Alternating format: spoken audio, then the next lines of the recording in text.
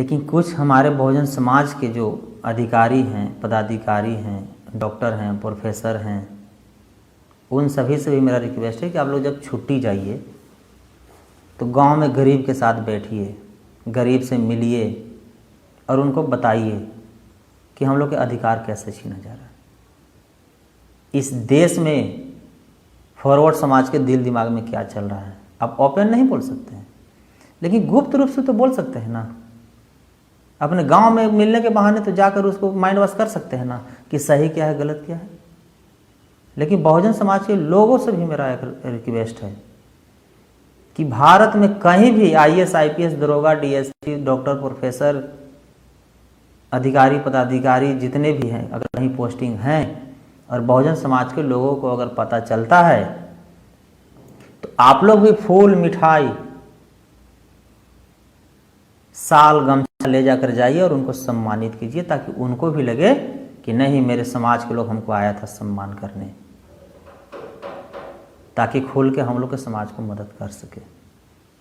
लेकिन बहुजन समाज के में एक चीज़, एक कमी है। हमारे समाज के अगर कहीं थाना अध्यक्ष हैं, कहीं DSP हैं, कहीं SP हैं, कहीं DM हैं, कहीं डॉक्टर हैं, कहीं प्रोफेसर हैं, मास्टर हैं, तो उनसे हमारा समाज के लोग मिलने नहीं जाते हैं।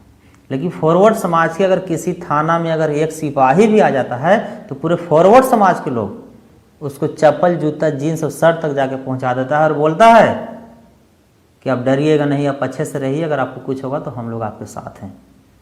तो मुट्ठी भर लोग इतना जब साहस दिखा सकता है तो हम लोग पूरे इतना सारा लोग क्यों नहीं अपने समाज को मजबूत करने के लिए हम लोग जाते हैं। ब्लॉक में, बैंक में, थाना में, हॉस्पिटल में, स्कूल में, कॉलेज में जाइए और अपना समाज को, सभी पदाधिकारी, अधिकारी, कर्मचारी को सम्मान दीजिए और ज़रूरत पड़ने पर उनसे मदद भी लीजिए और उनको जब ज़रूरत पड़े तो वहाँ के सभी लोग उनके साथ खड़ा हो जाइए। इसलिए कि जो समाज मजबूत होता है उसी समाज के डॉक्टर, मास्टर, अधिकारी, पदाधिकारी, कर्मचारी, चपरासी, जज, IAS, IPS मजबूत होते हैं, याद रखिएगा। और जिसका समाज मजबूत नहीं है उस समाज के IAS, IPS भी एक गुलाम की तरह भी नौकरी कर रहा है। आज फॉरवर्ड क्यों मजबूत है? फॉरवर्ड समाज के जज हो, IAS, IPS, डॉक्टर, सिपाही, चपरासी सब मजबूत क्यों है? क्योंकि फॉरवर्ड समाज जो है वो मजबूत है और उन लोग एक है।